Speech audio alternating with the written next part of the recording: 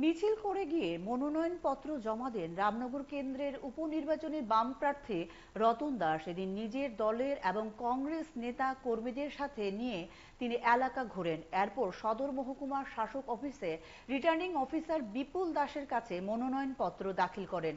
এদিকে মিছিল শেষে সিপিএম রাজ্য সম্পাদক জিতেন্দ্র চৌধুরী ভাষণ রাখেন।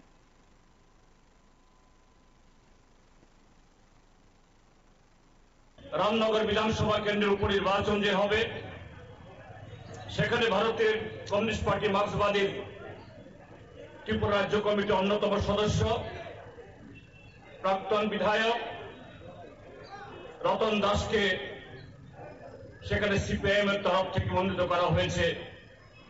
বামফ্রন্টের সমস্ত শরিক দল এবং কংগ্রেস দল তথা ইন্ডিয়া জোট এই দুজন প্রার্থীকে ত্রিপুরা রাজ্যের আরেকটা লোকসভা কেন্দ্র পূর্ব ত্রিপুরা লোকসভা কেন্দ্রেও সেখানে সিপিআইএম এর প্রার্থী শ্রীযুক্ত রাজেন্দ্র রিয়াং প্রতিদ্বন্দ্বিতা করবেন। আমরা এই তিনজন প্রার্থীকে বিপুল ভোটে জয়ী করার জন্য ত্রিপুরা রাজ্যের সমস্ত নির্বাচক মন্ডলীর কাছে আমরা আহ্বান রাখছি।